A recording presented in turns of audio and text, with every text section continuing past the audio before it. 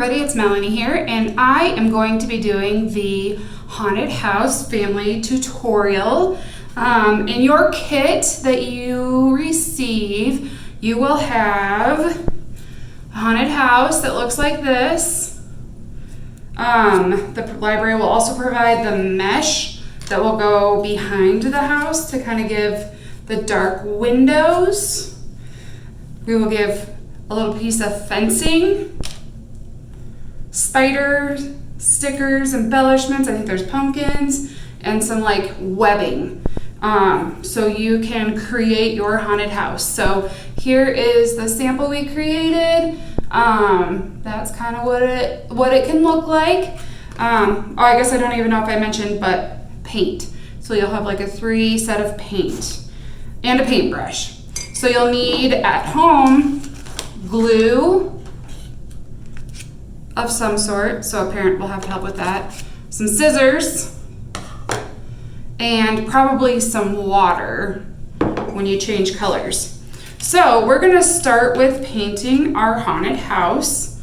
And for this, I mean, you can do it whatever. If you don't want to use the browns and make it kind of a spooky house like this, you can use whatever colors you have at home. But I'm gonna kind of make it so it looks like that spooky house there. So I'm going to paint the whole thing sort of brown. And you know, you can kind of be sporadic about it because it's a creepy old house. So, you know, chances are that the paint is not gonna be perfect on it anyways. And it's gonna just look kind of creepy. So you just kind of paint all over. And I forgot, the wood is kind of dry. So if you have a squirt bottle at home, you can kind of wet down the wood and the paint will spread across it a little faster for you. Definitely not required, but it can be helpful. So we're getting our brown on there. And like I said, I'm just kind of dry painting it on there, which just means that I'm leaving spots that are open. And for this, that is completely okay. So then I'm going to switch to the black, and you can clean out your brush, or since we're going to be doing it on top of this anyways, you don't necessarily have to. So then we're going for the black, and we're gonna kind of do the same thing. We're just gonna all over in those open areas, kind of paint.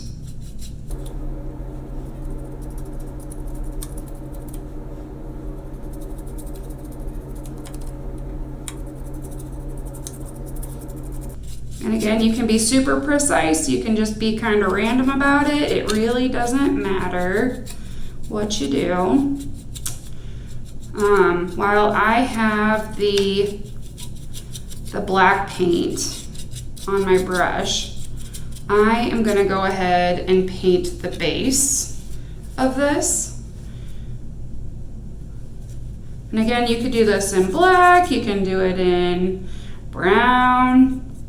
If you want your haunted house to be girly, it can be pinks and purples and glitter. If you want it to be blue, if you want it to be rainbow, it can be whatever you want. This is just the stuff we provided. So if you have paint at home, you can certainly paint it whatever color you want.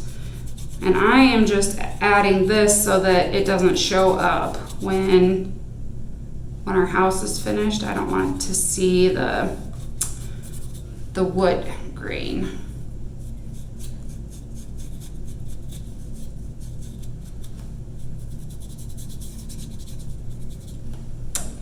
All right, let's do a little bit more. That side of that wood is just wanting to take that. But again, even if it doesn't, it kind of just adds to the look of it since it's not real solid. You don't need to paint the back of the house because we're going to cover it here in just a minute. So I'm painting this again just so that it doesn't show up when we're finished. And you can choose to or not.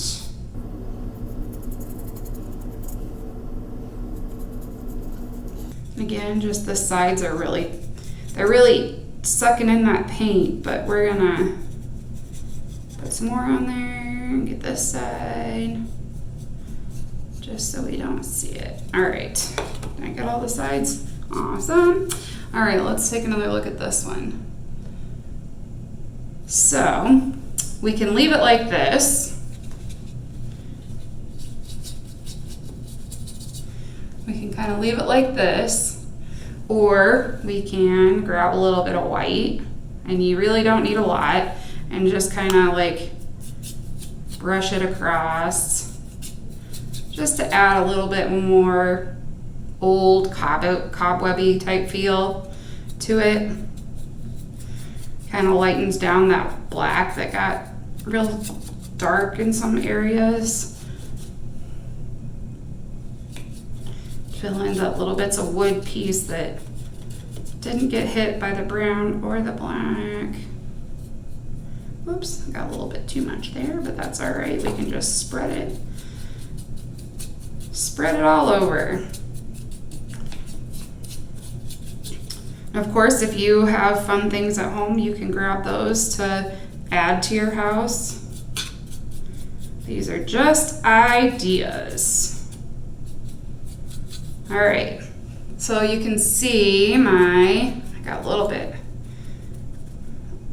extra over here, so we'll just take a little black. Everything's fixable. All right, so that's kind of what it looks like right now, and I just realized it kind of matches my outfit, so hopefully you can see what we're going with. So we'll let that dry for a second while we figure out the background here. And so all we're going to do is we're going to take some of our glue, and so we're gonna put this around the back, and then we're gonna take a little bit of our hot glue, and what I'm gonna do is just put it directly on the back of this, so that and you can use the hot glue, just sets really fast, but if you don't have hot glue at home, that is okay. Elmer's glue will work. I would just maybe put it on, give it some time to dry, or do that as like your very last step.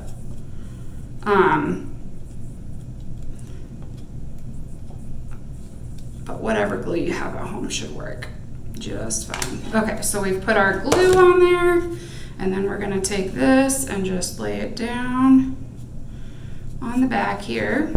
Oh no, okay. And see how it kind of covers our windows there? And it's too big, but that's okay. We wanna make sure it's pressed down really well. You might have an area where it's not, like the glue kind of dried before we got done. And we can just put a little bit more glue there. And this just fits across that. Oh, ouch! This is why you have an adult help, because you could hot glue on your fingers and it kind of hurts. So, all right.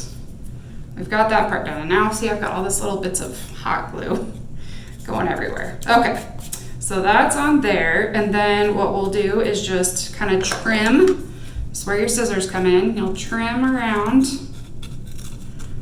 the house to get rid of that excess mesh stuff that we used for the windows.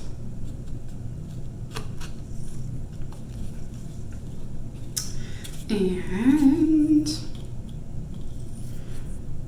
this is probably going to be the longest part of all this. You could also trace it and cut it out before you put it on here. I just didn't bring a pencil with me in here to do that.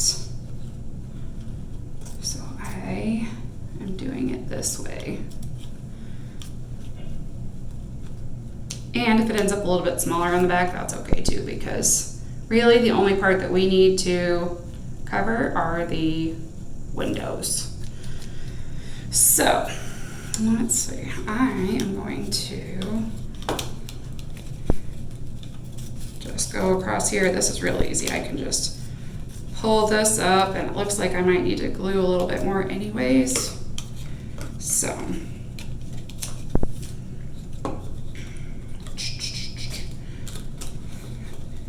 I am just kind of pulling on it a little bit because it doesn't really matter what the back looks like as long as so my back is a little bit choppy, but that's okay because this is the part that we see. So then just pulling some of those off there, and then I'll just make sure that everything is glued down pretty good. Yep, looks like it is. And okay, so we've got this part done. Now we'll put that over there. We're done with our paint, I think. I'm gonna turn this over so I don't get extra paint all over everything like I'm doing already with this paintbrush. Okay, and then we've got our fencing. So what you can do with this is you can leave it as one piece. Just you can put it on the front like this, down below. Or you can put it up top, like right in front of the door. That's kind of how I did it on this one. But it's kind of brown, I don't know if you can see it. But I cut it in half for that. So we can do this and cut it in half, or we can glue it to the front like this, which creates like a little pocket. I don't know if you can see that, like a little pocket that you could put stuff in. So how about let's do that. So we're gonna glue it to the front of this. So I'm gonna take my hot glue again and be very careful with it. And take my fence. I was gonna do something, but this is fine. You can also pull some of the fence beads out and kind of make them crooked, and I forgot I was gonna do that and I just burned my finger again. This is why it's very important to have somebody helping you with the hot glue, because hot glue hurts. So I'm holding it like this. And I kind of want to make my fence look a little more grungy than it is. You might also, I forgot to mention, this fence, I painted it before we started, but it was purple. You might have gotten a bright color fence. I can't remember all the colors within in there. Blue, brown, orange. So you might have gotten a different color than what mine was. I just took some of the white paint that came in the kit and painted it white. So that it was this color, but you can leave it, you can change it, it's yours, you can do whatever you want. So I'm just gonna take and get a little bit of the black on mine. I've got little bits of hot glue everywhere. This is why hot glue, it works real quick, but it's kind of annoying. So I'm gonna get I got a little bit of black on my brush tip, and I'm gonna put it here so it's not globby on there. I'm just gonna brush over it because it kind of makes it a little more kind of grungy looking. And it might hide because the paint dried. I only did one coat of the white paint, and so you can kind of see the purple. Like I said, it doesn't matter. And then you can use this and kind of brush it like this. All right, so we're getting close there.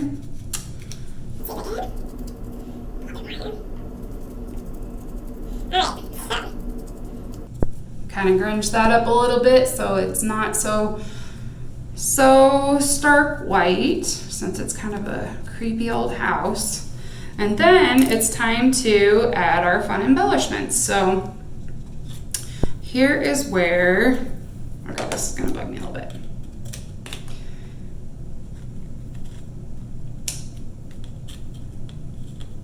Okay, it's better. Okay. So this is where we can add so we put a cat in the window here, there's a spider crawling on there, and then we added the spider webbing, just make it extra creepy. So you'll have various things in your kit. You'll probably have some little pumpkins that look like this. Those work really great if you want. Or actually there's probably one. You can cut this in half. These ones lost the top of their little pumpkin. But you can take your scissors and cut it in half. if you want. And then you could put your pumpkin in there like that. So you can do that. And then you'll have some little pumpkins. You can, I'm going to do the spider webbing on it. So you've got some spider webbing, which sticks. My hands are dry right now, so it's sticking to everything. You kind of just, nothing is wrong with the spider webs. Like, no way you do it is wrong. It's just pull it, make it look how you want it to look, and it looks good for you. And then I'm just like pulling it around, kind of push in there. And then it helps, like when you pull it around back, if you've got a lot to like, and then I hooked it onto this other side. Same with that side there.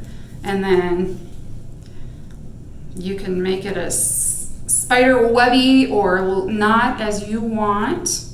I'm just trying to